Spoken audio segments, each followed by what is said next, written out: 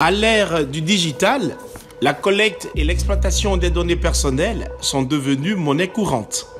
Nom, prénom, adresse, numéro de téléphone, ces informations sont souvent partagées sans prendre en compte les risques qu'elles peuvent engendrer. Certains profils en ligne, comptant des milliers voire des millions d'abonnés, sont particulièrement vulnérables aux attaques des hackers qui sèment la terreur sur Internet. Chaque jour, de nouvelles victimes tombent dans leur filet. Tania Kwaku, 20 ans, en est un exemple. Elle a récemment vu son compte Instagram piraté. Je me suis réveillée un beau matin. J'essaie de me connecter à mon compte Instagram. J'y arrive plus. Mon compte Gmail est désactivé de mon compte. J'ai plus accès à mon compte Instagram. Grâce à mes amis, j'ai pu savoir qu'on m'a piraté. Parce que il n'y avait plus mes photos. La langue des descriptions était changée. Il faisait des stories en allemand. Tout était changé en allemand, ainsi que les photos. Il n'y avait rien qui pouvait savoir que c'était moi qui utilisais le compte Instagram. Il a changé le nom, il a changé le profil personnel, tout a été changé. Par le biais de mes amis, j'ai su que je me suis fait pirater. J'avais peur parce que mon compte n'était plus existant sur la plateforme.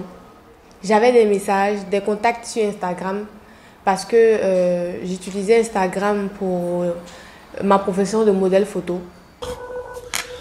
En 2024, un rapport conjoint d'Interpol et Afripol, suite à une opération contre la cybercriminalité, a révélé que plus de 35 000 victimes avaient été identifiées à travers le monde. Les pertes financières générées par ces actes de cybercriminalité sont estimées à près de 1 milliard de francs CFA. Face à l'ampleur croissante de ce phénomène, la protection des données à caractère personnel est plus que jamais primordiale. Adopter des règles de bonne pratique et veiller à la préservation de son image sont essentiels.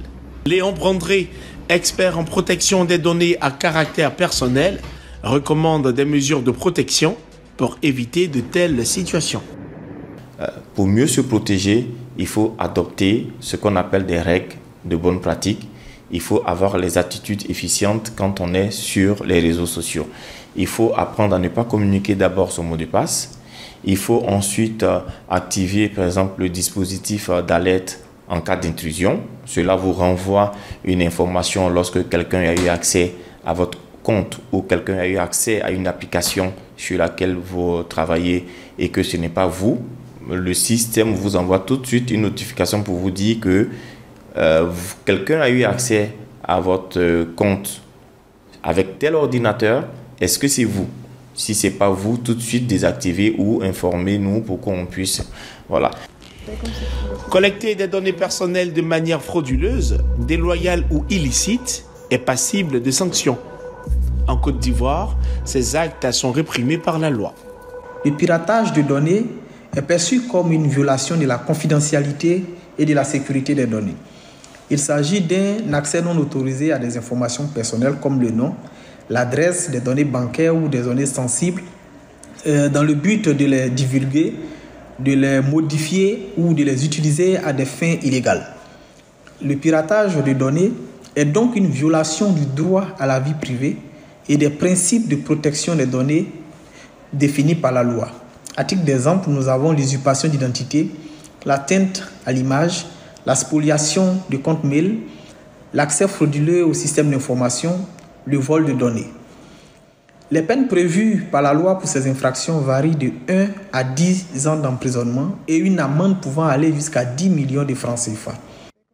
Lorsque des informations sont publiées sur Internet, il devient très difficile, voire impossible, de les retirer. C'est pourquoi il est important de toujours vérifier les informations que l'on reçoit en ligne. Il y a quelque chose d'essentiel que les internautes doivent savoir. La vie privée ne s'agit pas de cacher quelque chose de mal, mais de protéger quelque chose de précieux.